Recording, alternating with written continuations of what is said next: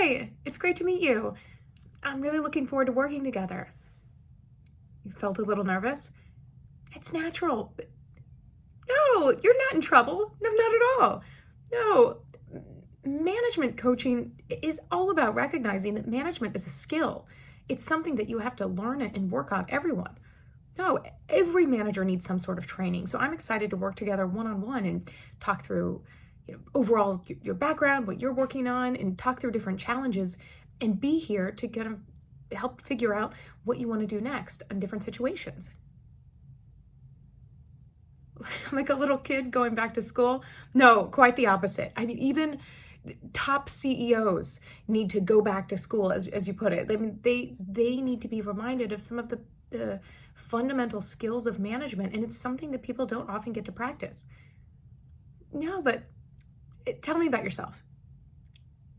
Do I mind talking about? No. I'm happy to start. Well, why don't I do this? We're going to talk a bit about management coaching and what we'll do, and I'll ask you some questions. And then as you warm up a little bit, completely understandable, you can talk more about yourself, and I can ask you some questions so you don't feel like you have to, give some biography without an idea of where to go. Yeah.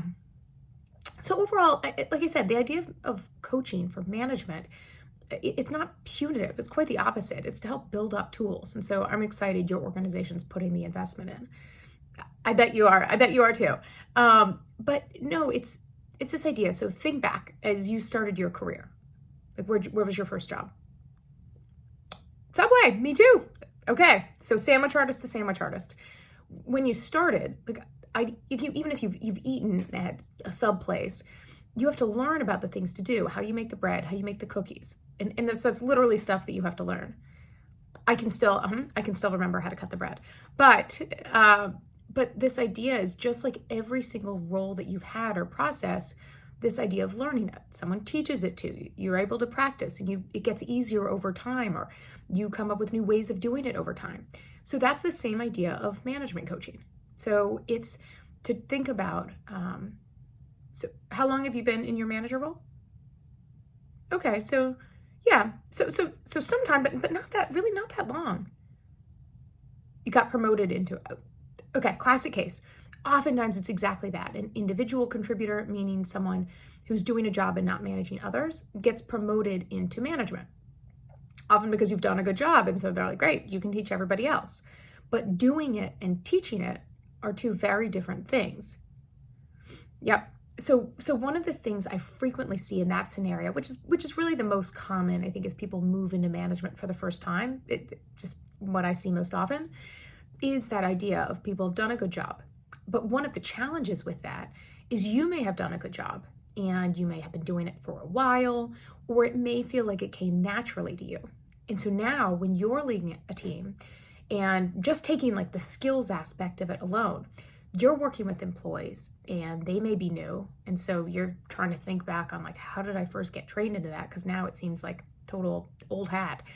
But thinking about how you train them, that may not be top of mind or so easy to think back to. Or if there's individuals in the role, especially if you're in a role that's like stacked against each other, like a sales or account management role or something like that, where there's kind of some rankings and kudos if you, have higher renewals or things like that, then you may have had kind of a competitive mindset. So flipping that, now all of a sudden you're trying to help people who don't have the same skills you do or need some help. That may be hard because you may be thinking in your mind, I don't know, I just do it.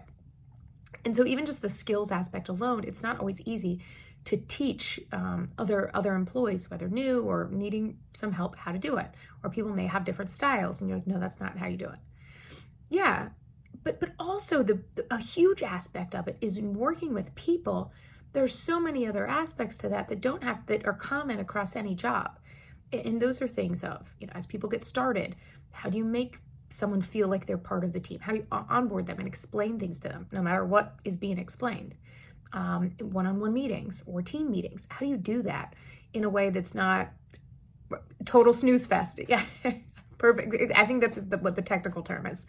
But with people management is thinking about these things and knowing what to do. Or if you have someone with performance challenges, what do?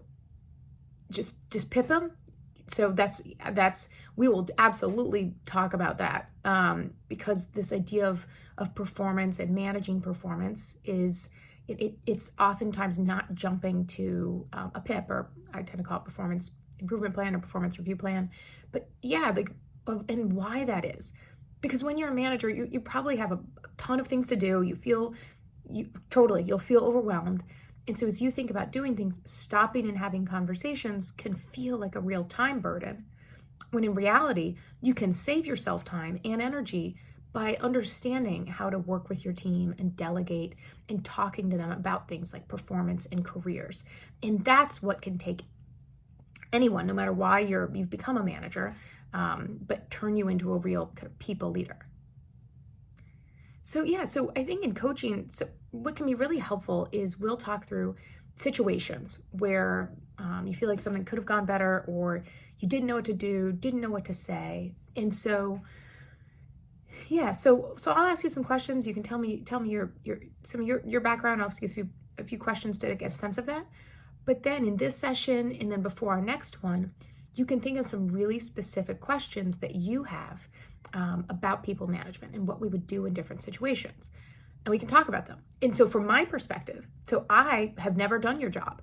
And so I'm not going to come here and be like, well, this is it, because that would just be an email if I'd be like, this is what you need to do moving forward. But what I can do is, because I've seen situations across department, team, industry, I've seen them. And so I have some ideas on how you could think about them. And you may come to a completely different outcome that another people manager would, but we'll talk through these situations so that you have a sense of what to do, whether it's taking some short-term steps now, but thinking about these moving forward and developing habits that can make your life easier. I'm all about making your life easier, because for managers, you don't need to just add things to your plate. It's not good for you. It's not good for your team. It's not good for anyone. So management can, a lot of it be being more effective in helping your teams be more effective. Completely. Okay, so I'll ask you some questions. Ready to get started? If you like this series, keep watching, because I'll be posting more manager coaching role plays on this channel, so feel free to drop comments about different topics that you'd like to see covered. And if you like this style is largely how I have my Manager 101 course, which is a comprehensive course that I'll link below in the comments, that's to upskill managers on all sorts of topics that managers really need to know for themselves and for their teams.